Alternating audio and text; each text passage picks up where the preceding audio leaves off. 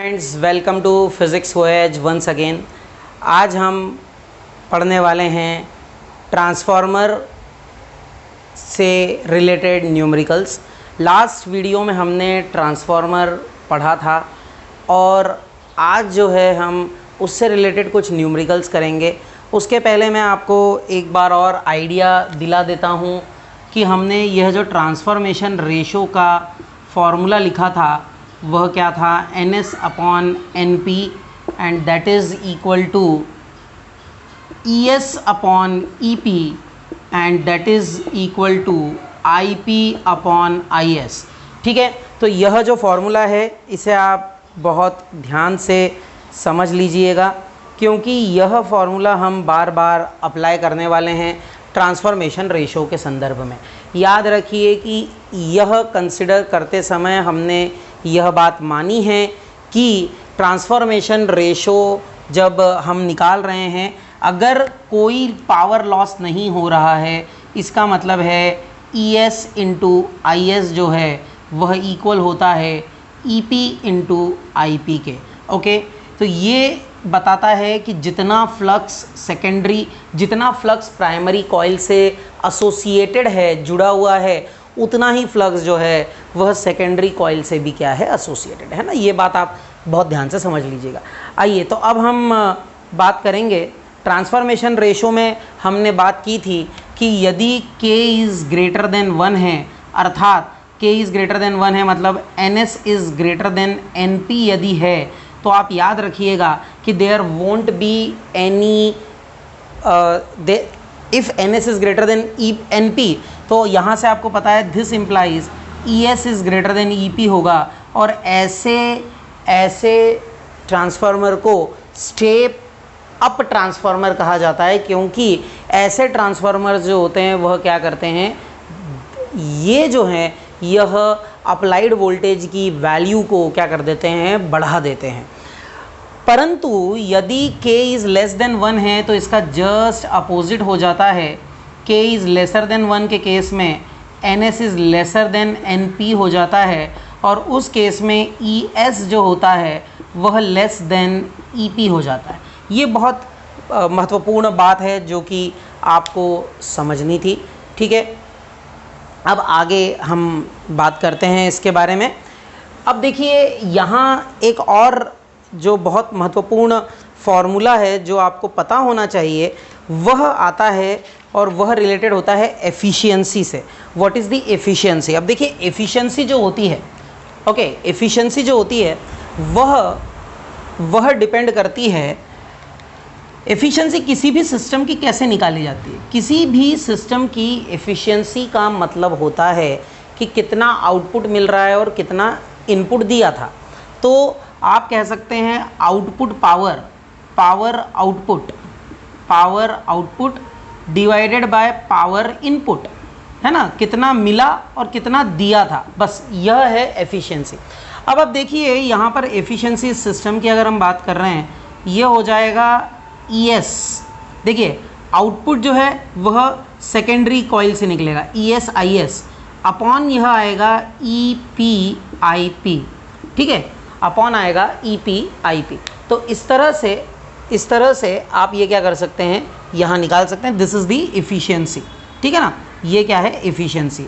बहुत आराम से समझिएगा, ये एफिशिएंसी जो है यह एक्चुअली आपको पता होना चाहिए क्योंकि देखिए, भले ही हम बोल रहे हैं कि पूरा जो है पावर एसोसिएट हो जाएगा, लिंक हो जाएगा, पर आप भी जानते हैं कि एक्चुअल कंडीशन में यह संभव नहीं होता है।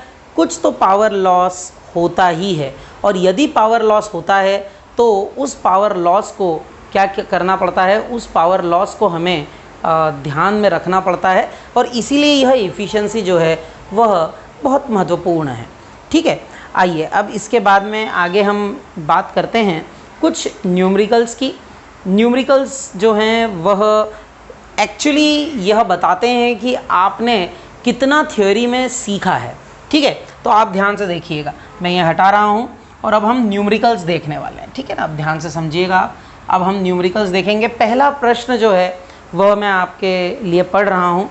फर्स्ट क्वेश्चन यह कह रहा है कि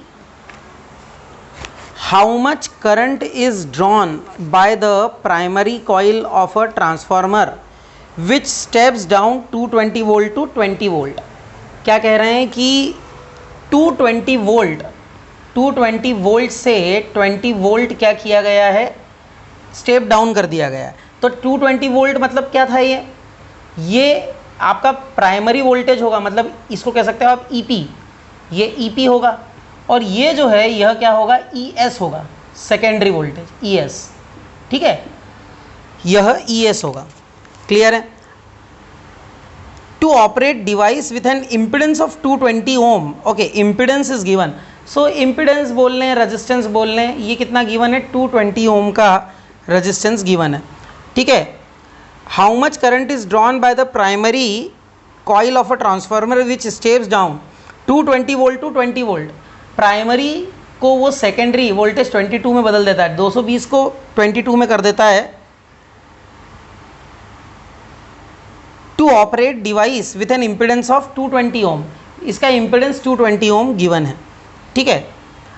okay, so how much current is drawn by the primary coil of a transformer. Primary coil of the transformer means IP आपको फाइंड करना है, you have to find IP. ठीक है. ठीक है, अब आप देखिए आईपी आपको फाइंड करना है. और to operate device with an impedance, मतलब देखिए यहाँ पर, अब देखिए डिवाइस अगर आप क्या करेंगे, यूज़ करेंगे, तो डिवाइस यूज़ करेंगे तो वो सेकेंडरी सर्किट में लगी हुई डिवाइस होगी. तो सेकेंडरी सर्किट में आप क्या करेंगे, उस डिवाइस को यूज़ करेंगे. तो ये जो आर 220 ओम है, यह सेकेंडरी सर्किट में लगा है. अगर ऐसा है तो यहाँ से आप निकाल सकते हैं I S, and that is equals to E S upon R. And if it is E S upon R, what you will do, E S is 22 divided by R is 220. that makes it 1/10 ampere, and this is the secondary, this is the current flowing through the secondary coil. okay, ये secondary coil में current flow हो रहा है. IS आ गया. IP हमें find करना है ना, we have to find IP. okay, that's what we have to find. अब देखिए आपके पास IS है, आपके पास ES है, आपके पास EP है, परंतु IP नहीं है. ओके, और ऐसा कहीं बोला नहीं गया है, ठीक है ना, कि कोई लॉस हो रहा है. अगर लॉस नहीं हो रहा है बोला गया है, अच्छा बोला नहीं गया है, इसका मतलब है कि लॉस नहीं हो रहा है ना. अगर कोई स्टूडेंट है और आइडियल स्टूडेंट की कोई डेफिनेशन है, तो अगर हमने बोला है कि ये आइडियल स्टूडेंट से डिफ़र नहीं कर रहा है, इसका मतलब है कि वो आइडियल है. ठीक है, ये मान के ही चलना है आपको कि वो स्टूडेंट क्या है, फिर आइडियल ही है. आई बात समझ में. तो अगर ऐसा है, अगर ऐसा हो रहा है, तो आपको केवल और केवल क्या करना है, अब इस केस में आप लगा देंगे E P I P is equal to E S I S formula. ठीक है, E P 220, I P find करना है, ई एस 22 और आई एस है 1/10.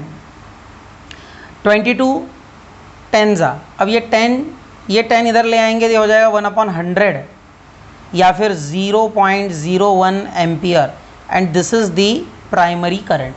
Okay, so current flowing through the primary circuit is 1/100 ampere or 0.01 ampere.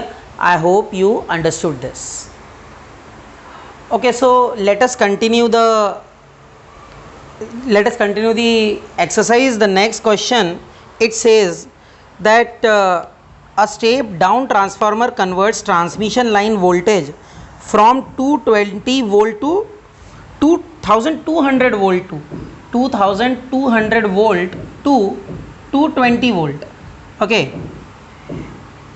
primary coil is having 5000 turns. Okay, primary coil NP having 5000 turns.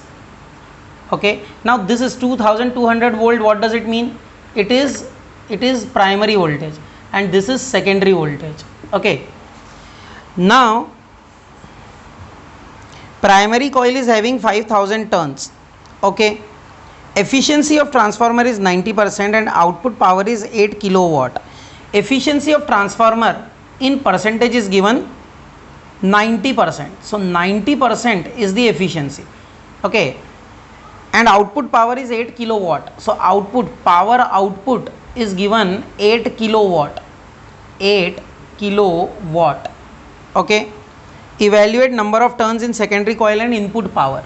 Number of turns in secondary coil, ns, you have to determine, and also you have to determine input power. So power input is also you have to find.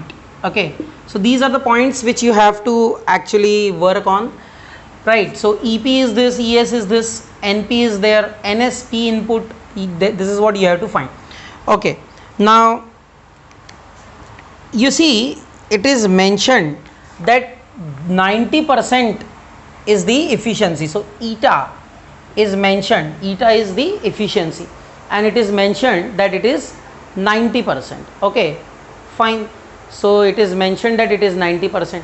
Now you will apply eta equals to power output divided by power input. Okay, power output, what does it say? Power output is 8 kilowatt. 8 kilowatt is 8000 watt divided by power input. Power input is you have to determine power in. Eta is 90%, percent means upon 100. Okay, so power in is equal to, you see this is multiplied here and divided by 9. 8000 multiplied by 10 divided by 9, and this is power in. Okay, and it will be in watt, right? Because this is the power, so it will be in watt. This will be in watt. If you want, you can do one thing. This is 1000, so you can write it kilowatt. 8 by 9, 80 by 9. 80 by 9 means 9 8s are 72. 9 8s are 72. 8 9 8s are 72. 9 8s are 72 kilowatt. 8.88 kilowatt. Okay, what else we have to determine? This is the input power that we had to determine. हमने क्या किया, ये जो था, ये 3 zero थे उसको kilowatt बदल दिया है ना. अब जो है हमें इसके बाद जो फाइंड करना है वह है number of turns in secondary. This is what we have to determine. अब ध्यान से समझिएगा, number of turns in secondary निकालना, बाकी सब कुछ हमारे पास है, वी हैव एवरीथिंग. तो कैसे फाइंड करेंगे अब हम? अब आप देखिए NS अपॉन NP, आपके पास में NP है, आपके पास NS है, तो आप लिख देते हैं जरा NS अपॉन NP, फॉर्मूला वो वहाँ दिख ही रहा है. इजिकल्स टू आप लिख सकते हैं ES upon EP, ES upon EP. अब NS अपॉन NP क्या है? क्या है NS? NS तो फाइंड करना है भाई. NP क्या है? NP है 5000, ठीक है. और क्या है? ES, ES क्या है? ES 220 है. और EP क्या है? EP 2200 है. ये ज़ीरो हो गया. 20 ये आ जाएगा 1/10 और ये ज़ीरो हो जाएगा. तो NS जो है वो आ जाएगा 500. यानी कितने टर्न्स होना चाहिए भैया इस कॉइल में, सेकेंडरी कॉइल में? How many turns should be there? There should be 500 turns. कितने टर्न्स होना चाहिए? 500 टर्न्स होना चाहिए. I hope this is clear to you.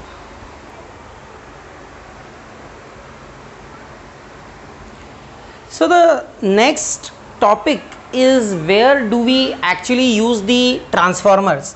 देखिए ट्रांसफॉर्मर्स कहाँ यूज़ होते हैं, कहाँ अप्लाई होते हैं, क्या इनकी ज़रूरत है, आपको मैं थोड़ा सा बताता हूँ.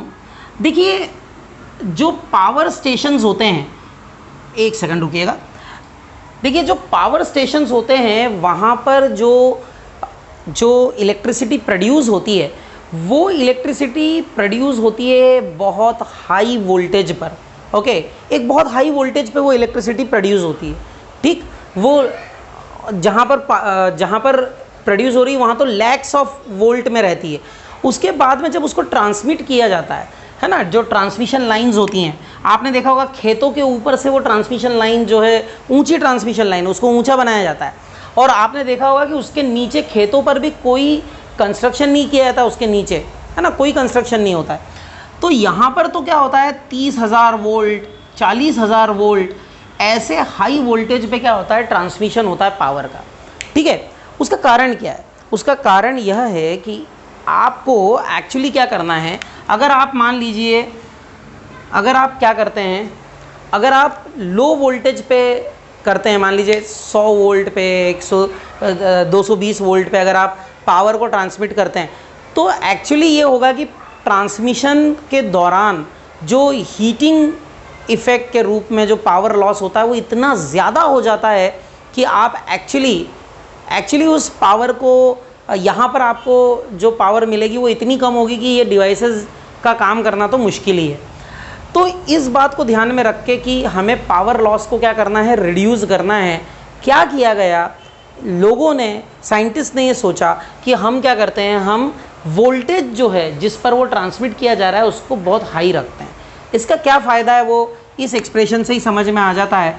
आपको पता है पावर जो है वह होती है ES is equal to EP IP। यदि हम यहाँ पावर स्टेशन के वहाँ पर पावर को बहुत ज़्यादा कर देते हैं या ट्रांसमिशन के वहाँ पर पावर को बहुत ज़्यादा कर देते हैं तो करंट जो है बहुत कम हो जाता है ना। पावर अगर बहुत ज़्यादा, देखिए इसको इस तरीके से भी रिप्रेजेंट किया जाता है, P इजिकल्स टू V²/R, ध्यान से समझिएगा। तो अगर आपने क्या किया, V बहुत हाई रखा, ठीक है ना, V बहुत हाई रखा, ठीक है, अगर वोल्टेज जो है वो बहुत हाई रखा, इसको आप ऐसे समझिए, इंस्टेड ऑफ दिस एक्सप्रेशन आप इसको ऐसे समझिए कि P जो होता है पावर वह होता है V × I, ठीक है ना। अब आप देखिए वोल्टेज जो है वह, आप इसको ऐसा लिख सकते हैं I is equal to P/V। Power तो आपको ट्रांसमिट करनी है, एक पर्टिकुलर पावर आपको ट्रांसमिट करनी है, अब आपने उसको लिखा P/V। अब अगर वोल्टेज जो है वह बहुत हाई है, if this voltage is too high, okay, if this voltage is too high, अगर इस वोल्टेज को आपने बहुत ज़्यादा हाई कर दिया, ठीक है, यदि आपने इस वोल्टेज को बहुत हाई कर दिया तो एक बात तो बिल्कुल क्लियर है, वो क्या, वो यह कि यदि वोल्टेज हायर है तो करंट कम हो जाएगा। तो यानी अगर आपने इसको 30,000 वोल्ट 40,000 वोल्ट पे अगर सप्लाई किया है तो करंट जो होगा वह बहुत कम हो जाएगा, करंट इज़ रिड्यूस्ड। अगर करंट रिड्यूस हो गया तो आपको पता है जो पावर लॉस होता है रेजिस्टेंस के कारण वो होता है I²R। अगर करंट रिड्यूस हो गया तो पावर लॉस भी क्या हो जाएगा, रिड्यूस हो जाएगा। और यही फंडा, यही कॉन्सेप्ट जो है वह यूज़ किया जाता है जब ट्रांसमिशन लाइन में पावर को ट्रांसमिट किया जाता है। अच्छा, इसके अलावा हमारे घरों में जब वो पावर आती है तो ये पावर जो हमारे घरों में आती है कितनी होती है, ये होती है 220 वोल्ट, इतनी होती है ये पावर, ठीक है। अच्छा, और आपके जो जैसे एडेप्टर्स जो चलते हैं तो उस पे तो उस एडेप्टर्स क्या करता है, वो तो 5 वोल्ट पे काम करेगा, 5 वोल्ट्स पे काम करता है। कुछ एडेप्टर्स अलग अलग रहते हैं, कुछ एडेप्टर्स जो हैं वो 10 वोल्ट पे काम करते हैं। तो ये 20 वोल्ट को भी फर्दर रिड्यूस किया जाता है। और हर एक डिवाइस में वहाँ पर क्या लगा होता है, वहाँ पर छोटा ट्रांसफार्मर लगा होता है जो कि क्या करता है, उसको स्टेप डाउन कर देता है, ठीक है। तो यह इंपॉर्टेंस है स्टेप डाउन का। अच्छा, एक और बात, ऑल्टरनेटिंग करंट को इसलिए इस्तेमाल किया जाता है, इसलिए यूज़ किया जाता है क्योंकि ऑल्टरनेटिंग करंट जो होता है उसके वोल्टेज को बढ़ाया या कम किया जा सकता है, ठीक है। नॉर्मल जो आपका डीसी है उसे ऐसा नहीं किया जा सकता है, और यह सबसे बड़ी प्रॉब्लम है एसी के साथ में, क्योंकि ट्रांसफार्मर म्यूचुअल इंडक्शन पर बेस्ड होता है, इसलिए ट्रांसफार्मर के साथ में ऐसा किया जा सकता है, परंतु एसी के साथ ऐसा किया जा सकता है, परंतु डीसी के साथ में यह हम नहीं कर पाते हैं। यह बहुत बड़ा लिमिटेशन है। आई होप कि यह डिस्कशन आपको समझ में आया होगा। Thank you very much, happy learning, all the best. Okay, so next topic which we are going to talk about today is choke coils, a very interesting topic. आपने देखिए पहले जो ट्यूबलाइट्स आती थी उनमें चोक कॉइल लगी होती थी। आजकल तो क्या है कि एलईडी ट्यूबलाइट्स आने लगी हैं, इसलिए उसकी ज़रूरत नहीं पड़ती है। लेकिन पहले एक ऐसा बॉक्स लगा होता था, ऐसा एक बॉक्स टाइप लगा होता था ट्यूबलाइट्स के साथ में, है ना, वहाँ पर अटैच रहता था। ऐसे ट्यूबलाइट इधर ऊपर लगती थी, लेकिन वो जो उसका स्ट्रिप रहता था उसके वहाँ पर ये इस तरह से एक बॉक्स रहता था। अब ध्यान से समझिए, ये जो है ये चोक कॉइल है, ठीक है, ये चोक कॉइल है और कॉइल मतलब इंडक्टर है, ठीक है। आप देखिए, यदि हम रेजिस्टर यूज़ करते हैं तो रेजिस्टर अगर हम ऑल्टरनेटिंग करंट में यूज़ करते हैं तो रेजिस्टर के साथ में समस्या ये होती है कि रेजिस्टर के साथ में पावर लॉस बहुत ज़्यादा होता है। Okay, there is a greater power loss, ठीक है। इसलिए क्या किया जाता है, इसलिए इंस्टेड ऑफ रेजिस्टर हम क्या करते हैं, चोक कॉइल यूज़ करते हैं। देखिए P जो होता है वह V इंटू आई होता है। तो यहाँ पर आप देखिए, अगर P equals to V into I है तो यहाँ से करंट जो है, ठीक है ना। अब आप ये तो चलिए, ये पावर की बात हो गई। मैं ये बात कर रहा था कि करंट जो है फ्लोइंग थ्रू चोक कॉइल, तो करंट जो होता है वो होता है क्या, वह होता है EV अपॉन एक्सएल। क्या होता है, EV अपॉन एक्सएल, अगर हम इंडक्टर की बात कर रहे हैं। देखिए ये जो एक्सएल है, यह क्या होता है, एक्सएल होता है ओमेगा एल, ओमेगा एल, और ओमेगा होता है 2 पाई न्यू, तो ये हो जाता है 2 पाई न्यू एल, ठीक है ना। तो ये IV जो है चोक कॉइल के केस में ये होता है 2 पाई न्यू एल, ठीक है। अब आप देखिए कि चोक कॉइल जो है, आइडियल चोक कॉइल या आइडियल इंडक्टर जो होता है उसमें एक्चुअली रजिस्टर होता ही नहीं है। रजिस्टर नहीं होता, कोई रजिस्टेंस नहीं होता है। तो यहाँ पर जो है एक बात देखनी है कि ये जो है, इसमें जो पावर लॉस आएगा वो किस तरह से निकलेगा। तो आपको पता है पावर लॉस का जो एक्सप्रेशन होता है, हमने पढ़ा हुआ है, वो होता है EV IV cos phi, ठीक है ना, EV IV cos phi, ये पावर लॉस का एक्सप्रेशन होता है। अच्छा, अगर ये आइडियल है, आइडियल चोक कॉइल है, तो फिर तो बात ही खत्म हो गई, क्योंकि आइडियल चोक कॉइल के केस में आपको पता है कि फाई जो होता है वह 90 डिग्री होता है EV और IV के बीच में, और उससे कॉस फाई क्या हो जाता है, कॉस फाई 0 हो जाता है, ठीक है ना। कॉस फाई क्या हो जाता है, 0 हो जाता है, यानी कि there would be no power loss, कोई पावर लॉस ही नहीं होगा। परंतु आइडियल होता कहाँ है आजकल, ठीक है ना कुछ रेजिस्टेंस तो होता है, भले ही छोटा थोड़ा सा हो। तो वो जो थोड़ा सा रेजिस्टेंस होता है उसके कारण ये कॉस फाई पाया जाता है। तो कॉस फाई जो है ना वो होता है क्या, R/Z, और Z क्या होता है, Z होता है under the root R² plus XL²। अब बात आती है कि भाई ये R upon under the root R² plus XL क्या है, XL होता है आपका, आपने देखा हुआ है XL जो है वह ओमेगा L के इक्वल होता है, और ओमेगा होता है 2 पाई न्यू, तो ये ऐसा आ जाता है 2 पाई न्यू L², ठीक है। अच्छा, और इस कॉस फाई की वैल्यू से ये पावर लॉस डिटरमिन होता है, ठीक है ना। पर अब बात क्या है कि ये जो पावर लॉस हम निकालते हैं ये डेफिनेटली क्या होता है, जो रजिस्टर के केस में I²R से जो पावर लॉस निकलता है उससे कम होता है। इसलिए ऑल्टरनेटिंग सर्किट में अगर आपको करंट को कंट्रोल करना है तो उसके लिए आप क्या करते हैं, उसके लिए आप यूज़ करते हैं चोक कॉइल्स को। अच्छा, इसमें भी क्या होता है, एक और बात है, जैसा हम बात कर रहे थे कि एक्सएल जो है वह फ्रीक्वेंसी डिपेंडेंट है, ठीक है कि नहीं।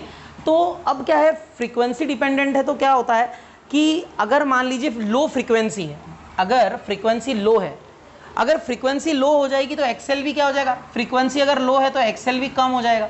तो देखिए एक्सएल जो होता है वो होता है 2 पाई न्यू एल। अगर फ्रीक्वेंसी एसी की लो है तो हम क्या करते हैं, एल को बढ़ा देते हैं। एल को बढ़ाने के लिए क्या करते हैं, हम जो कॉइल होती है उसमें हम सॉफ्ट आयरन यूज़ करते हैं। जब हम सॉफ्ट आयरन यूज़ करते हैं तो कॉइल का एक्सेल जो है वो बढ़ जाता है, ठीक है ना, इंडक्टिव रिएक्टेंस बढ़ जाता है, ठीक है। तो ऐसी जो कॉइल्स होती हैं, इन कॉइल्स को हम कहते हैं AF कॉइल, ठीक है ना। कैसी कॉइल होती है ये, यहाँ पर जहाँ पर iron use, soft iron as a core use कर लेते हैं जिससे एल बढ़ जाता है तो एक्सेल बढ़ जाता है। तो ऐसे को हम कहते हैं AF कॉइल्स, ठीक है ना, AF कॉइल्स कहा जाता है, ठीक है, या AF चोक्स भी कहा जाता है इन्हें, AF कॉइल्स या AF चोक्स कहा जाता है। लेकिन यदि मान लीजिए फ्रीक्वेंसी ज़्यादा है तो फिर तो एक्सेल बढ़ाने की ज़रूरत ही नहीं, ऑटोमेटिकली फ्रीक्वेंसी ज़्यादा है। तो उस केस में क्या होता है, यदि फ्रीक्वेंसी ज़्यादा है तो एक्सेल भी क्या होता है, ज़्यादा होता है, ठीक है ना। तो आपको फिर फ्रीक्वेंसी अगर ज़्यादा है तो एल बढ़ाने की ज़रूरत नहीं है। तो ऐसे केस में आप सिंपल इंडक्टर रहने देते हैं, आप उसमें कोई सॉफ्ट आयरन नहीं डालते हैं। तो इसे कहा जाता है, ये क्या है, एयर कोड है। ये सॉफ्ट आयरन कोड था, ये एयर कोड रहती है, ठीक है। तो ऐसे ये जो है, ऐसी चोक्स को आरएफ चोक्स कहा जाता है ना, ऐसे चोक्स को आरएफ चोक्स कहा जाता है। तो यह जो है चोक कॉइल के बारे में डिस्कशन था। चोक कॉइल जो है वह एक्चुअली कंट्रोल करती है ऑल्टरनेटिंग करंट को, जो कि किसी सर्किट से फ्लो हो रहा है। I hope this discussion is clear to you. Thank you very much. Happy learning. All the best. Friends, एक NCERT EMI का क्वेश्चन है, इलेक्ट्रोमैग्नेटिक इंडक्शन का क्वेश्चन है जो हम डिस्कस कर रहे हैं। आप देखिए यहाँ से, यहाँ पर एक मैग्नेट है जिसे हम लेकर आ रहे हैं कॉइल के पास, जिसका शेप इस तरह से दिया हुआ है, और ये एक QRP करके आप कह सकते हैं एक्सटर्नल सर्किट उसमें अटैच किया हुआ है। अब आपसे ये पूछा गया है कि इसमें करंट की डायरेक्शन क्या होगी, ये आपको बताना है, ठीक है। ये प्रश्न है। अब समझिएगा ध्यान से, प्रश्न अगर यह है तो सबसे पहले तो देखिए ये जो डैश डैश है या डॉटेड है और ये सॉलिड है, इसका मतलब क्या है, आपको मैंने पहले भी डिस्कस कर चुका हूँ मैं। सॉलिड का मतलब होता है ये आपकी तरफ है, देखिए ये एक्सिस है ये, और सॉलिड का मतलब ये आपकी तरफ है, और डॉटेड का मतलब ये आपसे दूर है, ठीक है। तो ये देखिए सॉलिड आपकी तरफ है और डॉटेड जो है आपसे दूर है, और ये साउथ पोल इधर आ रहा है। आप ध्यान से समझिएगा, सॉलिड ये आपकी तरफ है, देखिए है ना, इधर वाला आपकी तरफ है, और ये डॉटेड आपसे दूर है, और साउथ पोल ऐसा ला रहे हैं उसकी तरफ। अब जब साउथ पोल को लेके आएंगे तो ये क्या हो जाएगा, साउथ पोल ही हो जाएगा।